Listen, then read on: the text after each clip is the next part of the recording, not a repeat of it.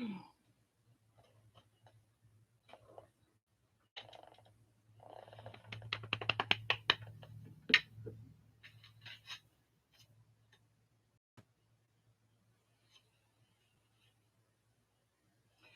Miss Shirley, how are you? Can you hear me okay? I'm looking for my glasses.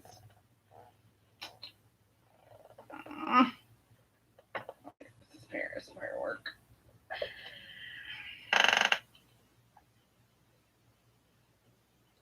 How's cool beans?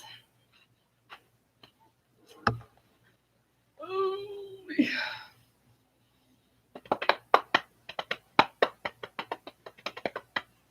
Hoping to have a big old crowd here tonight. This is a good.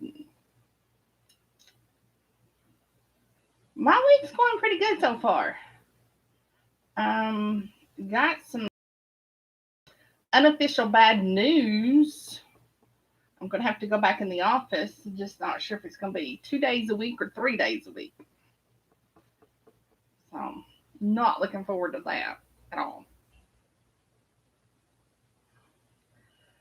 But it is what it is. I know, Vinci.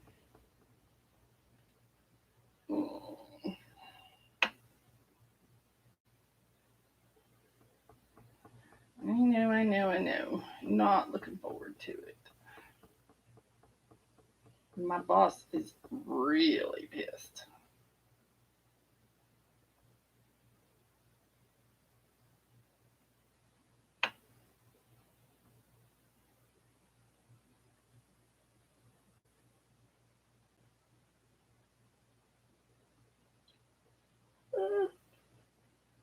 Oh, man.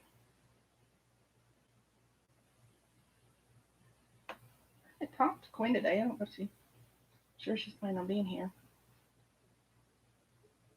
Why does my face look so red? Maybe between my hair and my.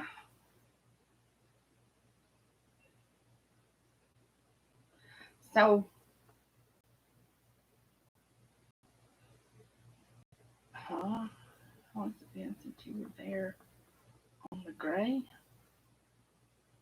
On the regular, 15 months, 16 months. Let's see. Mid March 2020. So,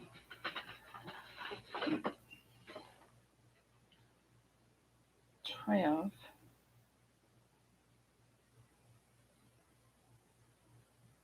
13, 14, 15, 16 months. 16 months this week. I've been in the office 3 times or 4 times. I can't remember.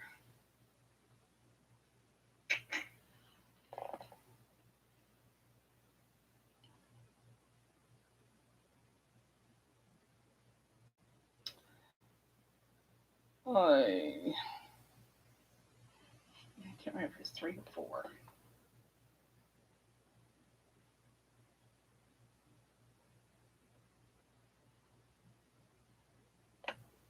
But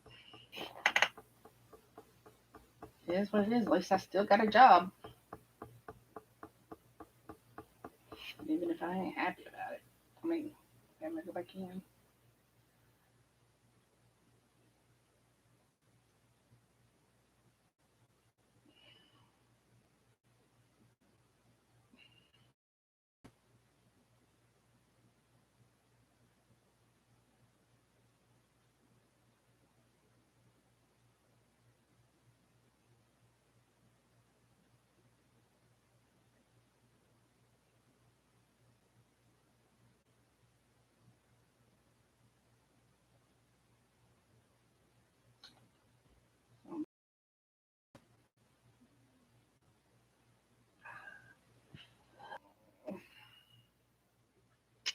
Hey, Miss Karen. Hey, Ori.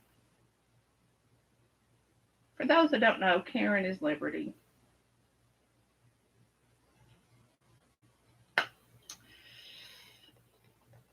The bravest woman I know. One of the bravest, anyway.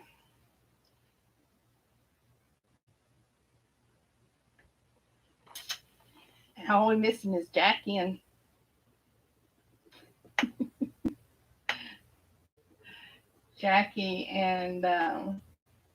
Quinn. And Quinn's groupies. I don't know how many she's got coming.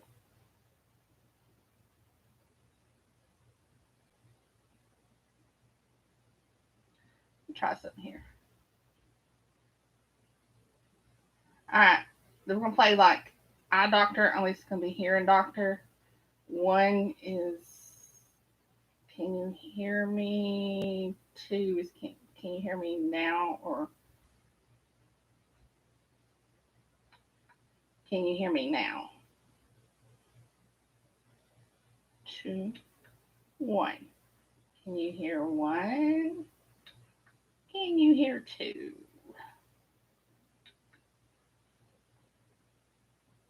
Trying something out with my mic. Seeing if it worked.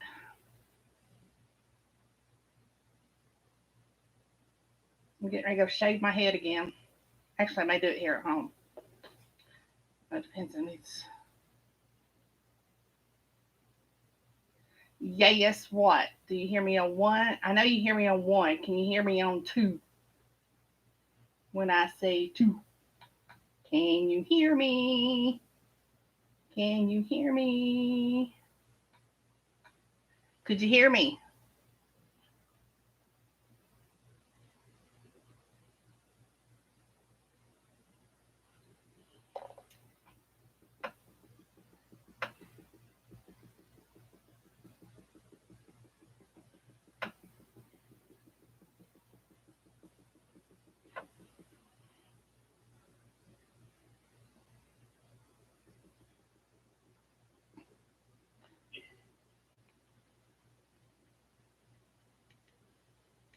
Well, shit.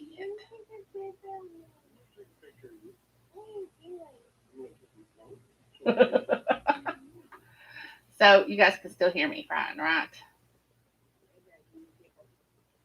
Quinn, what's up, sister? Hey, Jackie.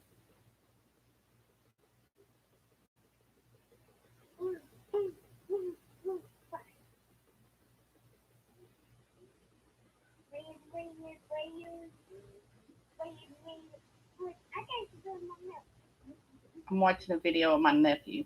My brother sent me.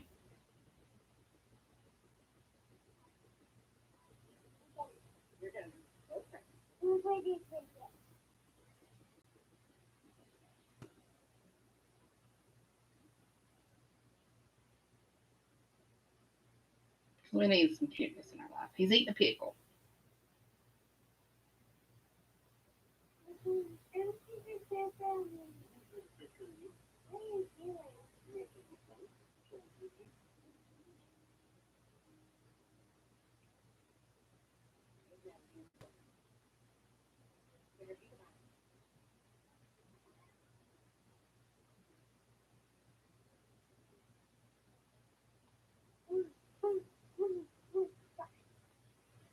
He's going into pre-K this year.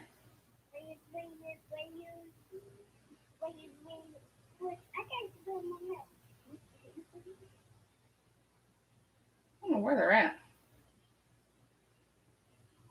He's a mess.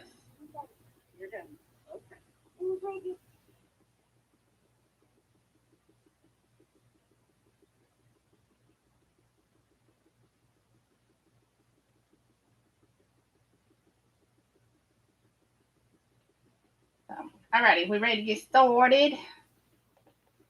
All right, so little reminder of who Quinn is. Quinn is the one that wrote Spectre's Wake. You know, the guy that um, they thought he died, and then he came back as Spectre, and he had lost like all this weight.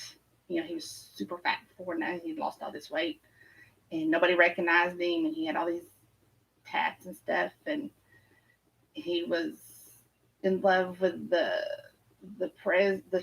new prez's sister. And remember Switchblade? He's the crazy nut job in there. So That's this series. This is a novella, and uh, trigger warnings if you need it. I think this group pretty okay. And I'm going to read this dedication just because I like it, because I have a special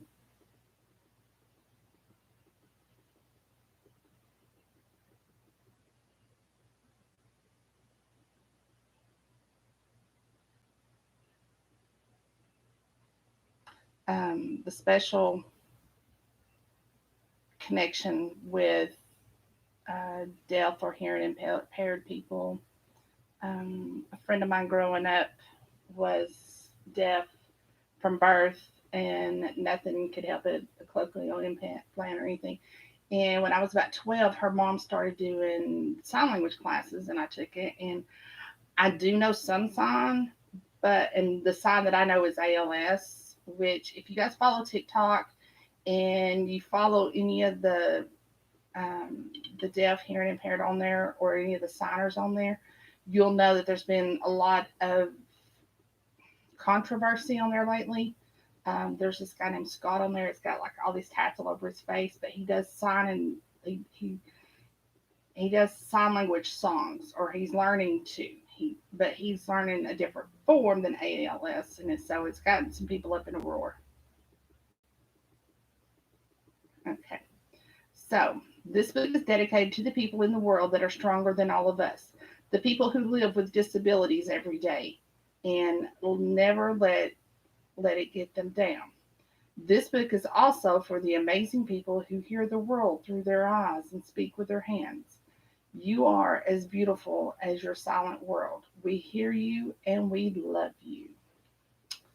Alrighty. Exactly, Jackie. That doesn't count. Well, it does. Just not as being.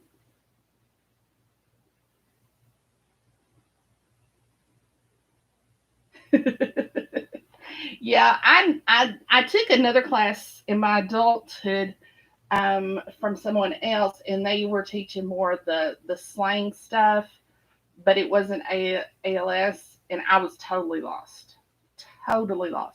But they say if you are deaf or hearing impaired and you know sign language, ALS, or PSC or SEE, then you probably can make out any of the three.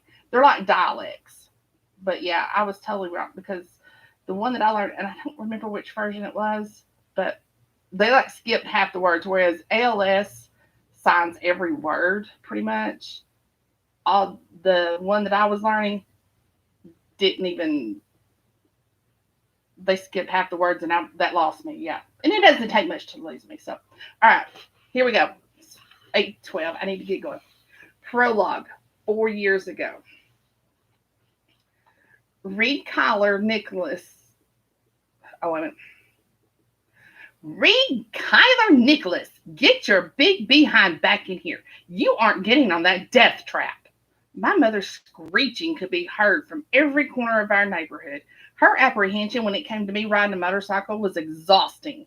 But I was determined to follow in my father's footsteps, riding alongside his brothers on the open road. My father left us when I was 7. He was the epitome of a big bag biker, and even his road name was ominous and said, "Don't fuck with me." His club used to call him Viper, a name my mother refused to call him, even when he had leathers made for her that said "Property of Viper." When she refused to embrace the club like a good old lady should, my father's eyes started to roam, looking for a woman who would accept him and all his flaws. It wasn't long before his wandering eye was caught by my mother, and she kicked him out of the house. I only had a few pictures to remember him by, but one thing I'll never forget about my father was the joy that shined in his eyes every time he climbed onto his bike and rode away with his MC colors blazing behind him. Damn, I miss riding my bike. My mother blamed the motorcycle for everything. She said it caused the rift in our family that led my father down the path of infidelity and sin. Her extremely religious beliefs never set well with my father, even though her wild ways got her knocked up when she was 16. After they had me, my mother's wild streak stopped altogether, and she started attending church like a good Christian girl.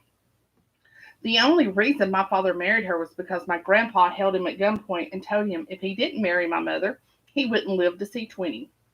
His disdain for my mother's family grew tremendously over the years, and it wasn't until he found his true passion for wrenching on motorcycles and started hanging out with a bunch of bikers that my father found the home he had always been searching for.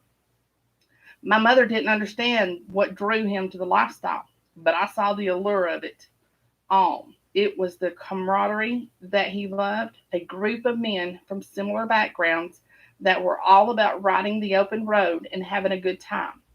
When he passed away 5 years ago, those brothers were at his funeral wearing the same cut I remembered my father wearing the few times he'd come to visit me.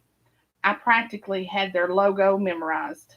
The Devil's Armada MC, a band of brothers that rode together through life one paved street at a time. They led the funeral procession, revving their engines as we left the church and headed toward the cemetery. My mother and I sat in the lead car, but my father's MC rode together two by two, a perfect formation of honor for a man I barely knew. A man named Dutch rode by himself between the hearse and my mother's car. He came to my mother the day before the funeral service, asking if she minded me accompanying him on my father's last ride. I listened by the door as he explained the traditions of a biker funeral and how they would be honored if I could be their one passenger in the procession. She refused, screaming at the poor old man to get off her porch before she called the police. I sat by the window as Dutch made his way to his bike, muttering under his breath about what a harpy my mother was. Just before he slid on his helmet, he looked back at the house. I watched his tired mouth lift into a smile before waving at me and riding away. That man earned my respect that day. I might have been only 13 at the time, but I'll never forget the impact he made on my life. I later found out that he was the president of the MC, and the reason he rode between the cars instead of with his brothers was because he represented the lost man of their club, my father, the man they knew only as Viper. We buried my father in his leather cut, and each of his brothers wore a torn strip of my father's favorite red shirt around their handlebars in his honor. When they arrived at the cemetery, each man took that torn shirt and wore it around their arms, standing side by side with their heads bowed until my father's body was lowered into his grave. Hey, Quinn, do you research all this or are you connected to an MC? Just curious, because there's so many MC uh, authors out there, and I'm just curious how much research goes into all this. Um, and this is some stuff that I feel like you would have to research or be connected with it to know it already. Uh,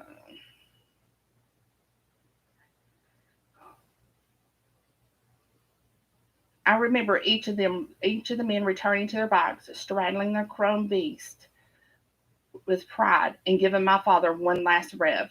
It was the most beautiful sound I had ever heard. It was on that day that I decided I'd one day own my father's motorcycle, the same motorcycle that took his life. I saved every damn dollar I made in the last 7 months to buy the bike for my father's best friend, Trigger. Even studied extra hard to ace the test to get my motorcycle license. But the second the bike was delivered onto my doorstep, my mother became unglued. I threw in my headphones, blocking out her raging screams screeching behind me. A single tear dripped down my cheek as I took my stance over the bike and turned the key for the first time. It was like the bike was meant for me, and I'm sure seeing me on it had my father smiling down on me from heaven. The bike's vibrations rumbled between my legs, and the cold metal cooled my heated hands as I turned the throttle on for the first time. I'll never forget the sound of that engine as I sent my father those few loving revs up in heaven. It was the last sound I'd ever hear.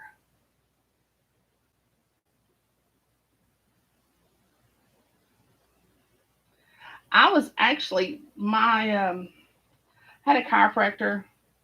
Well, there's actually two chiropractors in this one practice. It was they like shared the building or whatever, and both of them were in clubs, two different clubs, and they both asked.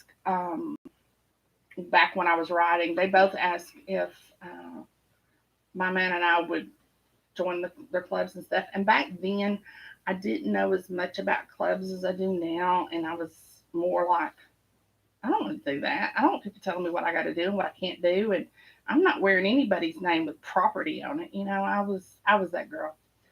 But as time has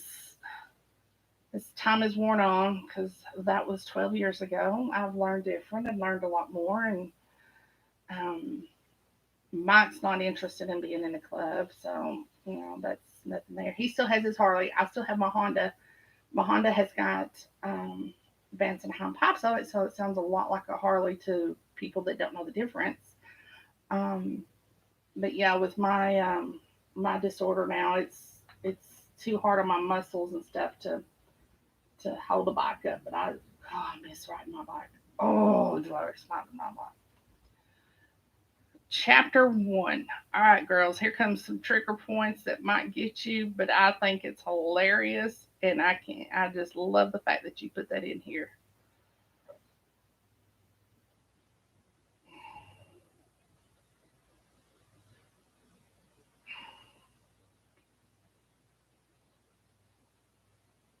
Oh, I have a picture of my bike. I guess I don't. Anybody's interested in knowing what my bike looks like, just holler at me.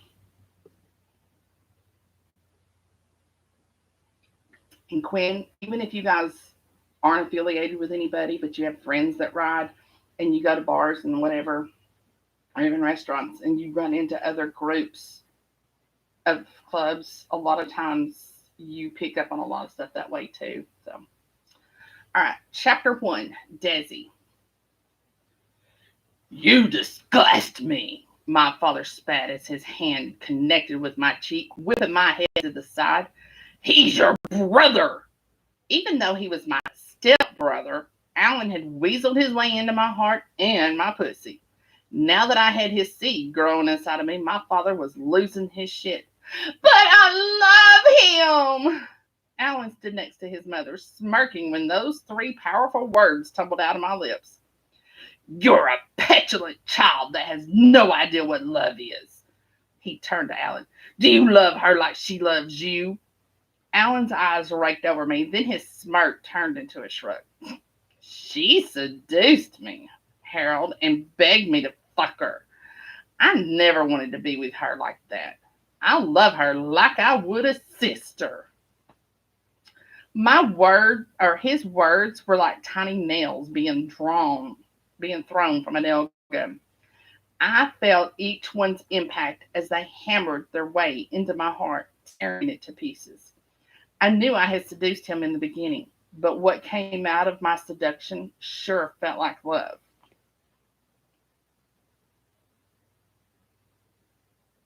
Oh, honey, he can come by. He can pull his bike up here in the driveway, and my panties get all kinds of wet.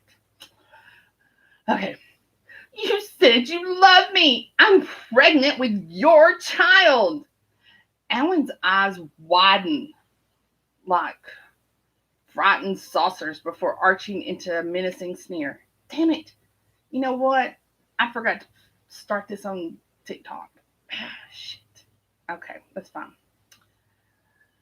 Uh, Girls, you're going to have to remind me to start doing TikTok when I'm doing this. Um, Alan's eyes widened like frightened saucers before arching into a menacing sneer. I have I have no idea what she's talking about. You caught us in the library, Daddy. You know we've had sex before. Now I'm pregnant, and I know this is his child. I haven't been with anyone else. My father's eyes filled with rage. Pregnant? You got her pregnant? I assure you, Harold, the demon seed growing inside of her is not mine. The girl is easier than an easy bake oven who knows what creeps have frosted her cookie. I I always knew you'd turn into a whore like your mother. I assumed you'd be getting an abortion. I gasped. The thought of an abortion never once entered my mind. How could my father suggest such a horrendous thing? This is a life growing inside of me, a beautiful life I created with a man I thought loved me. Daddy, I'd never get an abortion. This is my child, your own flesh and blood. It's a disgrace and a plague on this family. If you want to live under my roof, then you'll be getting an abortion. I don't need that kind of controversy surrounding our family. The quicker you get rid of it, the sooner we can be done with this mess. Daddy, I can't do that. Isn't there any other choice? Couldn't I say it was someone else's child? You're barely 19, Desiree. What would our friends think if my only daughter got knocked up and pregnant out of wedlock? We'd be the laughing stock of the country club. Who cares? Why aren't you more mad at Alan about this? Why is your anger directed only at me? Because you're the dumb fuck that opened your legs to your stepbrother and got impregnated with a mutant baby. The fact that you're even considering birthing this monstrosity has me questioning your sanity. Alan laughed before rolling his eyes. I still don't think it's my child. I used a condom every time. Not every time. My glare penetrated his backside, searing him with all the animosity and venom thrumming through my body. Yes, I wanted to get back at my father for remarrying after my mother left, but that didn't mean I wanted to get an abortion. The baby deserved better than that. Even if it's not my baby, the best thing you can do is get an abortion, Desiree. Harold is right. We don't need this kind of negative publicity. Fuck you, Alan. You were the one begging me not to use a condom. So don't sit here and tell me you had no part in this. This baby is half yours. Then I'll pay for my half of the abortion if it is. No! My voice came out shaky. The emotion building inside of me ripped through my soul, wavering my voice in the vindication I had for my child. I will not have an abortion. Then get out, he said as if there was no other choice, like throwing out his only daughter meant nothing to him. No daughter of mine is going to have a baby out of wedlock. What about him? He's not stupid. He's not the stupid one that got pregnant. He won't go to dinner functions and galas showing off a pregnant belly. So you're going to throw me out on the street while he sits here fucking away his trust fund? No, I'm throwing you out on the street while he sits here with no trust fund. What? What?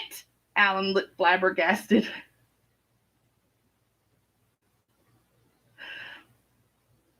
That's right, Alan. You did the deed and spread your seed. Now you pay the price. I won't be giving either of you another dime. For the first time since my father found out about the baby, Alan's eyes filled with panic. Harold, please, don't do this. I need this money. You should have thought about that before you fucked my daughter, idiot. My father didn't even look at me when he left the room. Before he even crossed the threshold, he looked over his shoulder and said, I'll expect you gone within the hour, Desiree. When you come to your senses, I may take you back in, but that's only if you make the right decision. He left me and Alan standing there. I could already feel the tears pricking my eyes. You stupid bitch, he screamed at me. This is all your fault. Had you never seduced me, I wouldn't be fucking poor all over again. Why do you care only about the money, Alan? Yeah, because you've fallen in love with my whore stepsister sounds like something I'd do. I hope you have a nice suitcase because you're going to need to sell it in order to support you and that demon seed. My stepbrother didn't even wait for me to answer. He stomped away, taking whatever fragments of my heart he stole along with him. I crumpled to the carpet in a sobbing mess, clutching my stomach for support. My child was the only thing I had left. Had I known I would lose the baby only a few days later, I would have never walked out that door at all. Chapter 2. Read. The doctor said I shouldn't have lived through my accident. The car that took out my bike hit me from the right side and sent my body flailing through the air straight into a light pole. I spent 6 weeks in a coma and my body healed before my mind ever caught up. They said all my injuries were life threatening. I had 7 broken bones, 2 cracked ribs, and a concussion resulting in swelling and contusions on my brain. The whole time I was there, my mother sat next to me, praying for God to spare my life. I'd like to say that I heard her prayers, but when I finally opened my eyes, all I could hear was an eerie silence. Even after the doctors rushed in with their lips moving a mile a minute, I still heard nothing, not even a ringing in my ears. Wouldn't I love to not have a ringing in my ears? Fear sliced through my soul when the realization hit me. I couldn't hear anything, not even my mother's cries as she threw her body over me, and I felt her sobs shake and jerk as she clutched my bed linens. I tried to calm her with my hand, but the hopelessness I felt in my soul wrecked me to the core. Would I ever hear again? Was this my punishment for going against my mother's wishes and riding my father's bike after it took his life? The first tear I cried felt like £1,000,000. The second felt like a razor etching its way through my flesh. The rest were numb, and I barely felt them. Maybe that's when the hope drained from my body, realizing that I'd never get to follow in my father's footsteps and join his MC club like he did. It took me 3 years to become fluent in sign language and reading lips. I trained myself by watching movies and following YouTube video tutorials. Having a handicap left me defenseless and at my mother's mercy. She drove me everywhere and spoke for me, even though I knew my voice still worked. Sometimes, when she wasn't around, I'd stare at my reflection in the mirror and have a conversation with myself.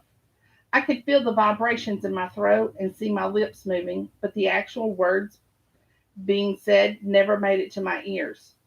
It was like my reflection was mocking me. On the other side of that mirrored glass, his lips moved so freely as if he was responding to every word I said to him, hearing my replies with an ease as I once took for granted. I remember smashing the mirror with all my strength, the glass embedding into my fist, creating streams of blood that ran down my only form of communication. My mother found me balled up on the floor, sobbing like a fool with towels wrapped around my fists, hands barely able to move because of the glass.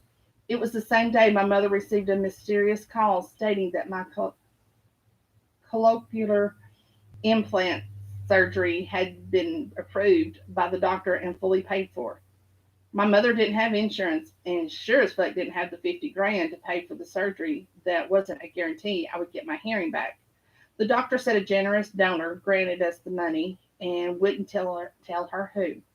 I knew right away who paid for the surgery, the same men that held my father in such high regard, but I wasn't about to tell my mother my suspicions. She'd flip her shit. Dutch and Trigger had come to visit me one day after my accident. I wish I would have been able to hear their words as they sat by my hospital bed that day.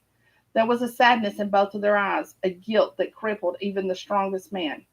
I did my best to smile and pretend like I could hear them, but I know they could tell I was faking it. Dutch ended up leaving the room with tears in his eyes, but Trigger, he stayed behind for a few minutes, staring at me with sorrow-filled eyes as his hands shook and trembled next to me. He silently mouthed one single word to me before he placed an object in my hand. His hand shook around my palm as he curled my fingers around the tiny object. Then he left the room in the same emotional state as Dutch, with tears in his eyes and without another look back.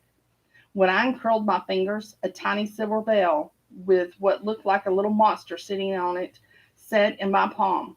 I carefully examined the funny little trinket, wondering why it would cause Trigger to get so emotional and tell me he was sorry over and over again. It was one of the first words I picked up while lip reading. It seemed like everyone liked to say sorry after they found out you were deaf, almost like they had nothing else to say to me. It wasn't until I got some of my hearing back and was pulled in as a prospect for the club that I found out what the bell represented. It was a gremlin bell, a good luck trinket given to bikers to ward off evil spirits and gremlins that may try to fuck with you while you ride. It's a token that can never be bought on your own and only received as a gift from the hand of one biker to another. It was the same bell that was supposed to be on my bike the night my father took his last ride. The same bell that was missing when I took my first ride on his bike and lost my hearing. Trigger had reluctantly handed it over to me. The guilt in his eyes said more than the word sorry ever could. He blamed himself for my accident. Had he seen the missing bell earlier, maybe my luck that fateful night wouldn't have turned out so bad. And maybe when I held that bell up to my ear and jingled it after he left, I wouldn't have heard the uncomfortable silence that followed. Chapter 3. Desi. I never thought I'd find a home in the middle of a biker club, deep in the arms of the burly men that rode motorcycles for a living. Anything was better than the alternative. Facing my father again after losing the baby was out of the question. My heart couldn't take the smug looks I would get from him and Alan.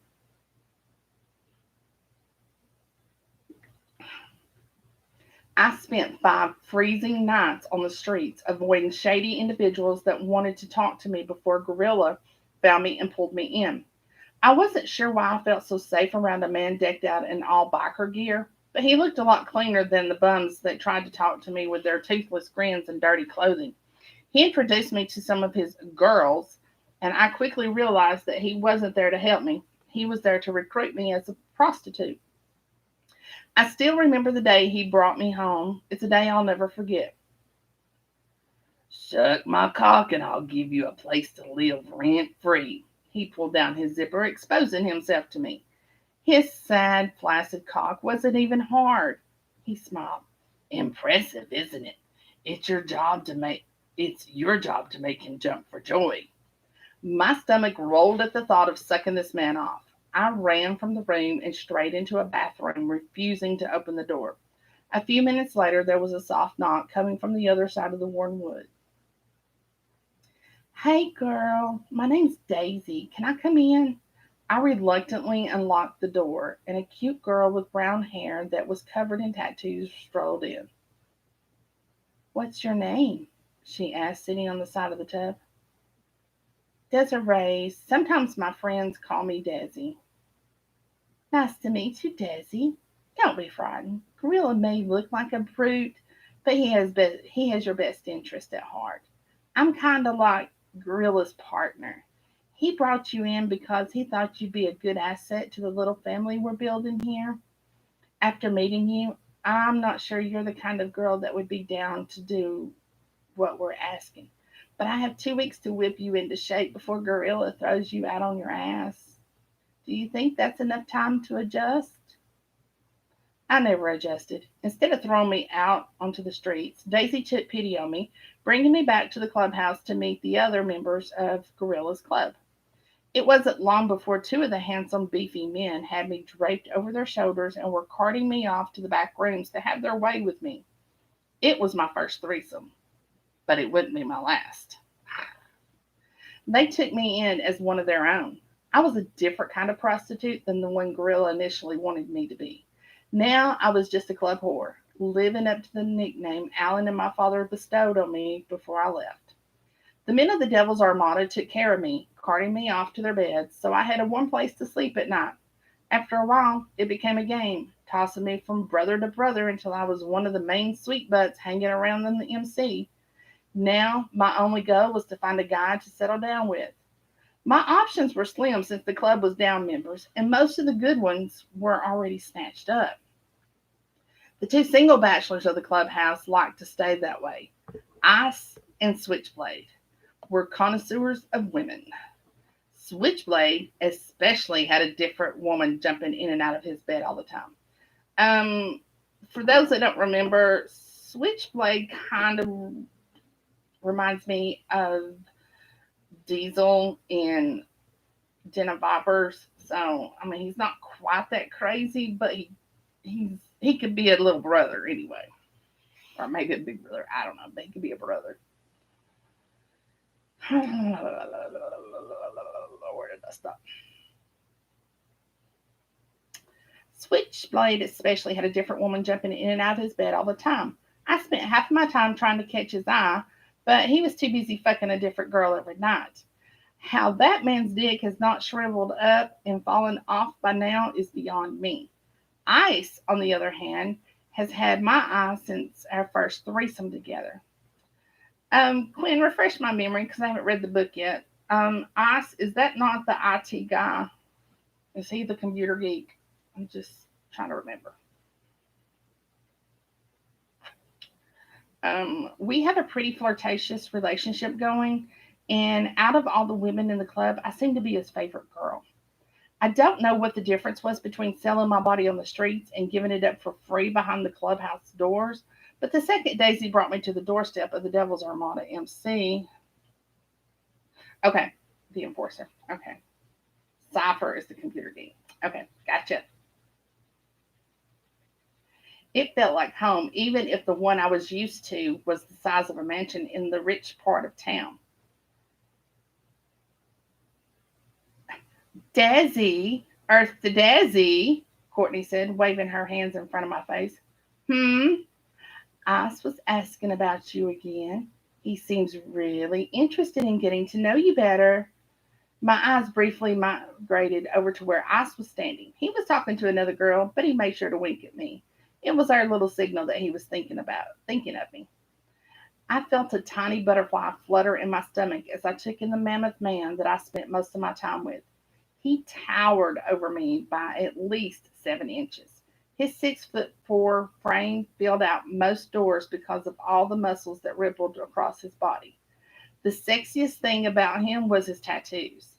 A sleeve of blue and white ink crawled up his left arm, perfectly matching his ice blue eyes, fitted with the longest lashes I'd ever seen on a man. He had it all, but for some reason the buff and manly biker didn't make more than the single butterfly go crazy in my belly. At this point in time in my life, if he made my panties wet, I'd be happy. I wasn't sure what that felt like anyway. With Alan, butterflies never fluttered. It wasn't until after he told me he loved me that my heart raced faster in my chest. I wanted to meet a man that made a million butterflies dance inside me, making me feel lighter and brighter with a single step into the room. Maybe he'll make you his old lady. This guy is on the lookout for a ride or die, and he seems to fancy you. I gave the handsome biker one last look, unaware of the doors opening behind me. It wasn't until the wind from outside whipped through my hair, causing a sudden chill to crawl up my spine, that I spun around to see what had caused all the commotion. In walked Riptide and Trigger, leading 2 new prospects into the lion's den. A tall man with wild eyes, short blonde hair that was sort of a mohawk, and a wide, crooked grin gave me the once-over before they walked past. But it was the other man that had my heart plummeting to my feet. His young, boyish looks made everything in my body go wild. And for the first time ever, my stomach felt like a million butterflies were fluttering like crazy beneath my skin. His soul-filled green eyes met mine for a breath of a second before Riptide smacked the back of his head. Off limits, prospect. Rule number 1. You don't touch our sweet butts. If you want to get laid, go find you some slut off the street. Sweet butts are for members only. Riptide gave me and Courtney a flirtatious wink before pushing the boys toward the middle of the room. Here you go, boys. We got some fresh meat. But even the words off limits didn't quell the demanding flutter inside of me. The butterflies were on the loose, and somehow this new prospect had awakened them from their silent slumber, a slumber I thought would be dormant forever. Chapter 4. Read. It's funny the things we remember about our past and the things we don't. Maybe it's our body's way of helping us overcome our demons, keeping the ones that are traumatic from attacking us and bringing us down once again. That's how I felt about my accident. There are certain aspects about it that I'll never get back, but there's also parts I'll never forget. Sometimes I lie awake at night staring at the ceiling as the wreck plays over and over in my head. I remember the freedom of the open road blazing beneath my feet, the serene calmness I felt as I whipped past cars and weaved through traffic. Becoming one with the chrome beast that slayed my father is something I'll never forget. Our bond was eternal. The bike and I would be forever linked through my father's love for it, even with it cursed, even with its cursed past.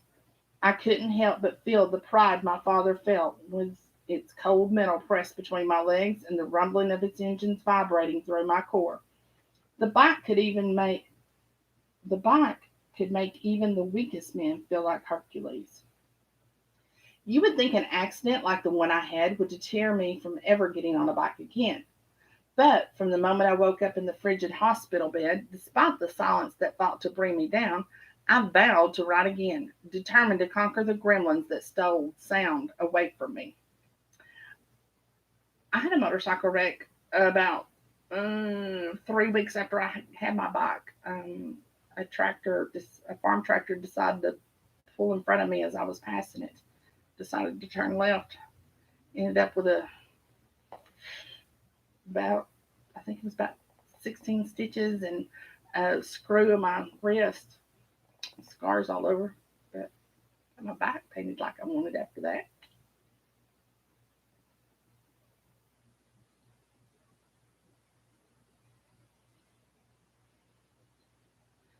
You would think, let's see, my mother's disdain for motorcycles only grew after my accident.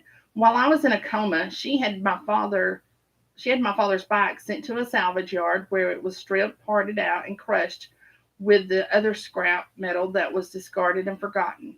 Even though she destroyed the only thing that made me feel close to my father, my mother couldn't destroy the memories I created in that short time for the open road. She may have taken the bike away from the boy, but she couldn't remove the biker from the man.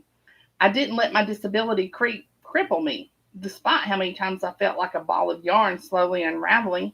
People think that just because you have a disability, you're incapable of functioning with the rest of the world. I found that to be the opposite. I used my new skills to my advantage, hearing the world through my eyes and using my fingers to speak for me. I became a pro at observing others, a silent spy watching the world evolve around him. It's weird, but even after learning sign language and lip reading, it was almost as if I could still hear people's conversations inside my head. It was like my mind was on autopilot, going through the motions it had learned over the last 19 years. I'd watch people speak, repeating their words inside my head, but instead of hearing different voices talking to each other, I heard myself, the same monotone voice saying each unheard word. After my implant surgery, things changed. I went from hearing the world through my eyes, surrounded in an imminent silence, to a world that was suddenly filled with muffled sounds, almost like I was floating beneath the surface of the ocean, my ears filling with salty liquid as the faintest sounds overwhelmed and drowned me. It took me over 6 months to get used to my co- cochlear ear implant. By that time, some hearing had magically returned to my left ear, enough that a small hearing aid was given to me in order to enhance the minimal hearing I had. The doctors told my mother they didn't think I'd ever get any of my hearing back, but one day after my surgery, I started hearing a strange ringing in both my ears. Tinnitus was a common side effect of my surgery. I was warned way beforehand that I might have it, but for both ears to be ringing like they were wasn't normal. It wasn't long before I could hear again, but it wasn't the same. Everything sounded off, and the frustration I felt after realizing that the surgery didn't completely restore my hearing to what it was before the accident left me disheartened and broken. The brokenness left me searching for a purpose. I wandered away from my mother's constant smothering and found myself on the doorstep of the Devil's Armada, looking for a man who handed me the tiny bell. I wanted to know its significance, and now that I could somewhat hear, I hoped the man named Trigger would give me the answer I was seeking. What the fuck do you want? A big, man with blue and white tattoos crawling up his arms asked me when I found myself outside the devil's Armada gates. My ears barely heard his words, but his lips screamed even louder than his boisterous voice ever could. I started signing out of habit, and my mouth moved but made nothing more than unintelligible sounds he probably couldn't understand. The man scrunched up his nose, staring at me with rage in his eyes. Get the fuck out of here, weirdo. The name stung, but I was used to hearing it. People were often quick to judge what they didn't understand, and that judgment almost always led to cruelty. Part of the reason I never spoke was because I was afraid that my voice sounded like what my ears tried to convey, a garbled mess of wrecked syllables and fragmented sentences. I took a deep breath, washing away the fear that plagued every bone in my body. The sentence that came next was one I will never forget. It was the sentence that changed my stars forever. I'm looking for a man named Trigger. I believe he's expecting me. The man smirked, the corners of his lips lifting as he laughed at my voice. You were better off not talking. He opened the gate, stepping back as a little so that I could enter. I was hesitant to follow him in, and that first step I took felt heavy and full of fear. If he said anything after that, I didn't know. His back was to me, and he walked with longer, more confident strides than the ones I shuffled in behind me. My hearing was subpar at best, and if someone wasn't looking directly at me, the odds of me understanding them were slim to none. The man stopped just before a shop, and only because he shouted, I heard him say, Trigger, some deaf fuck up mutant's here to see you. It was only later that I realized my cochlear implant misheard the word mutant because he really said mute. And them big voices get my voice box. Trigger was in the back of the shop, wrenching on a motorcycle. There were two other guys with him, and a third that looked as out of place as me. All of their eyes swiveled over to me, standing alone in the middle of the open garage door. The man who met me at the gates had already disappeared, not even bothering to say goodbye. Trigger's face fell when he saw me. I could see the pain in his eyes almost immediately. Reed, is that you? He talked slowly, moving his lips at a pace he knew I'd understand. He approached me cautiously, as if I was a tiger crouching in the brush, stopping just in front of me so he could get a better look. What the hell are you doing here, son? I opened my palm, showing him the bell he left me when I was in the hospital all those years ago. I don't know why I held on to the tiny trinket for so long. I had no idea what it meant or why I felt so drawn to it, but something in my bones wanted me to keep it close to my heart and never let go. Tell me, I told him, my ears ringing uncomfortably as I spoke. Trigger laid down the wrench in his hand and motioned for me to follow. He entered a tiny office that only had two chairs and a card table for a desk. Trigger's tired old body plopped down into the chair, his eyes full of regret and sorrow. Can you hear me? He asked once some time had passed. I nodded my head but signed the word barely as I carefully said it out loud. Trigger winced when he heard my voice and scrubbed at his beard with his oily, calloused hands. Can you read my lips? Yes, I breathed out, wishing the ringing in my ears would go away. Good, because I don't want those motherfuckers out there to hear this. He took a long dramatic pause before his next words crippled me. Son, all I can say is that I'm sorry. There was that word again. The only word that people seem to be able to say around me. Why? I asked, my fingers flying as fast as my lips, whipping out the sign for why robotically. Because I'm the reason you can't hear anymore. I stilled. How could a man barely be responsible for the accident that took away my hearing? How? You weren't the man who hit me. That man is in jail. Trigger pinched the bridge of his nose. The way his shoulders rose and fell gave off the impression he was sighing. He motioned for me to open my hand and took the tiny bell away from me. This was your father's gremlin bell. There is a biker legend involving these bells. It was started back in Mexico by an old gray-bearded biker. They say that road goblins, or as we call them, gremlins, like to mess with bikers when they are on the road. They create potholes, grass patches, all that hanky shit that has killed our brethren in the past. He explained, sighing, saying each word slowly so I could read his lips. He looked up to the sky and kissed his fingers, throwing the ceiling a two-finger salute before continuing his story. That old biker was alone, and the gremlins attacked him, wrecking his bike to where it slid off into a ditch. There was no one around to help him, and the gremlins started closing in on him. He started throwing things at them that were in the saddlebag. In an act of desperation, that old biker grabbed a tiny bell and began to ring it, scaring the gremlins away. Two bikers happened to be driving down the road, and they found the old biker stopping to help him. He recounted his story about the gremlins, and because he had nothing to give them for stopping to help him, he ripped off a piece of his shirt and fastened it to the tiny bell before tying it to the bottom of their bikes as low as possible. That's how the gremlin bell was born. A biker gives a tiny bell to a fellow biker before they start riding, and that biker then ties the bell to the bottom of his bike. My hands were so used to speaking for me that I started signing before I even spoke a single word. The way Trigger crossed his eyes made me realize my lips weren't moving at the same time. I don't understand. Trigger handed me back the bell. He looked around the small room before his tired eyes fell back on me. Before your dad went out on his last run, he had us tune it up. I don't know what happened, but somehow his gremlin bell fell off in the shop, or maybe someone purposely took it off. Viper liked to piss people off, and he didn't get along too well with the younger members of the club.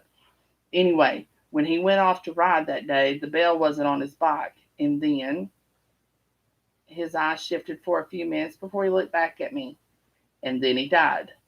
My heart plummeted to my feet. How could they blame this tiny bell for my father's accident? Why was Trigger blaming himself for mine? So, why are you saying you're responsible for my accident? When we brought your dad's bike into the shop and repaired it, we weren't expecting to sell it to you. But you had that look in your eyes, the same look we all get when we see a motorcycle rolling down the road. You looked at your dad's bike with all the love and admiration he did, and I knew I had to pass it on to you. What I didn't do was check to see if the gremlin bell was still on it. Hell, when we were repairing it, we didn't even notice it was missing. It wasn't until we moved the toolbox and saw it hiding under there that we realized the grave mistake we made. The mistake that landed you with that. He motioned to my implant and hearing aid.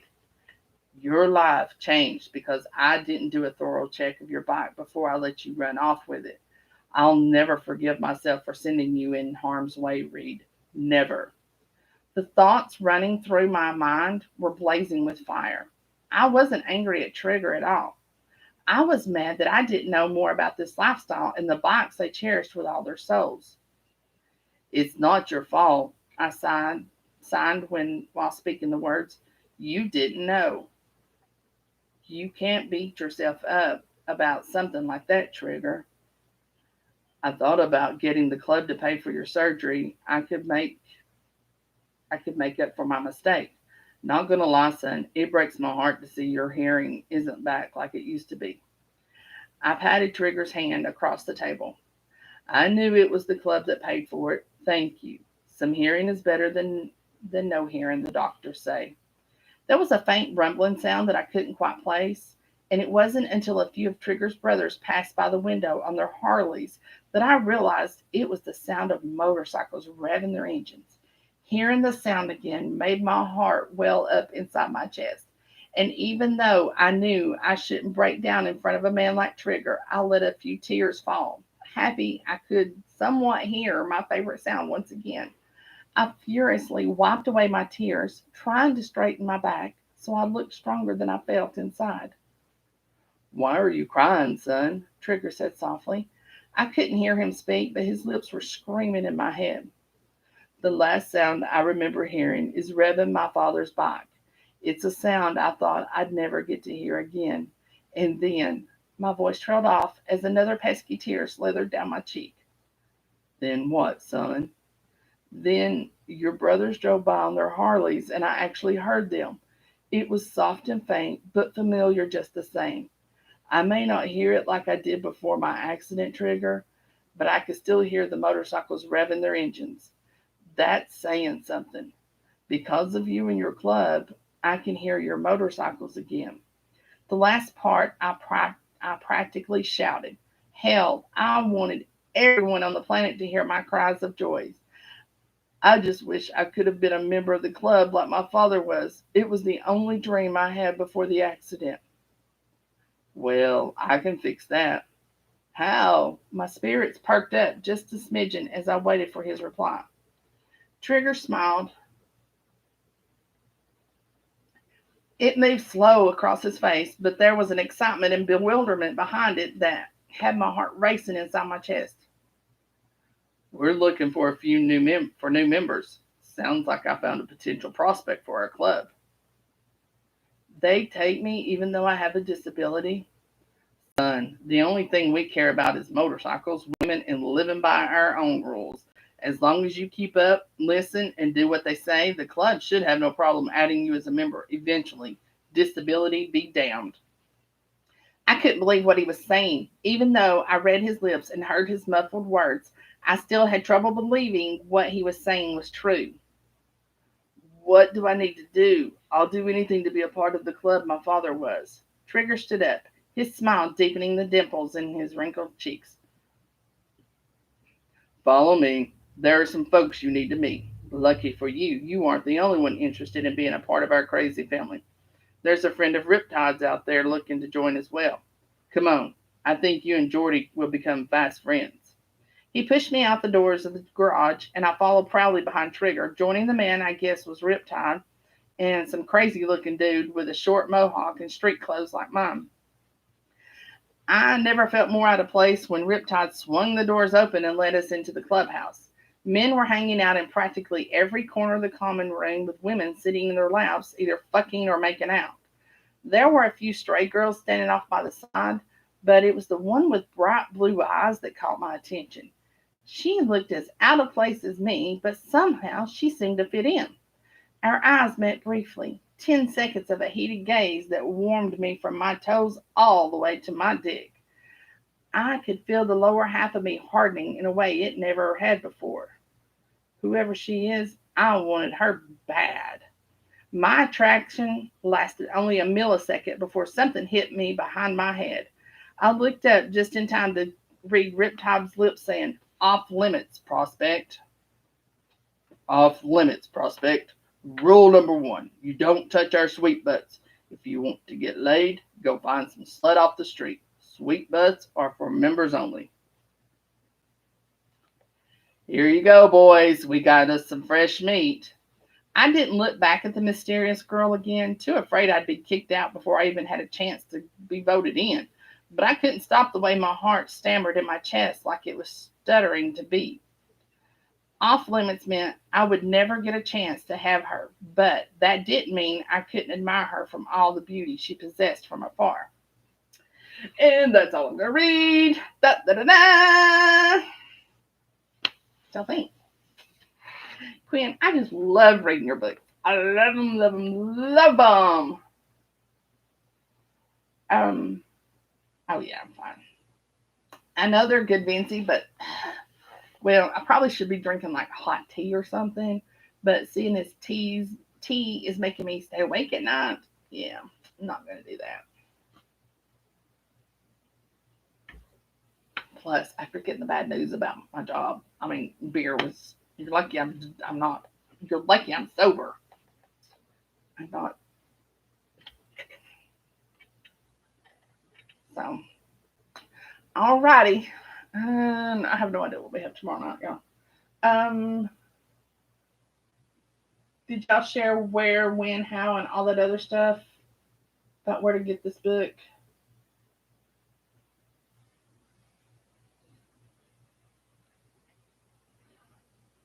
I'll look up what tomorrow night is because I have no idea.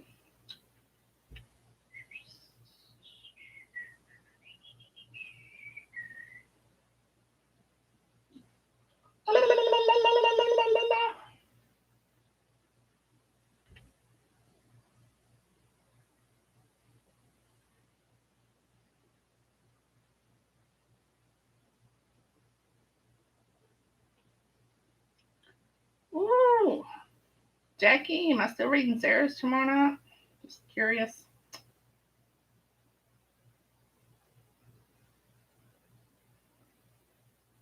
Sarah Gonzalez is for tomorrow night. And then I have L.N. Manning, which is a new person to me, Healing His Heart.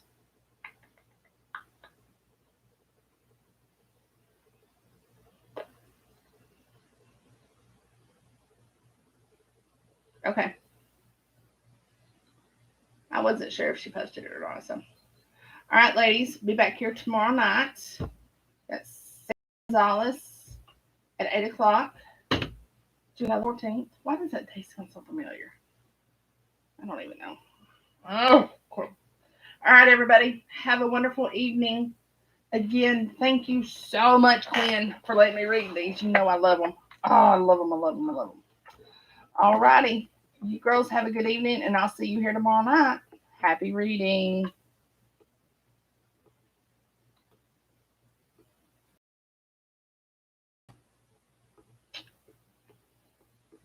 Maybe not.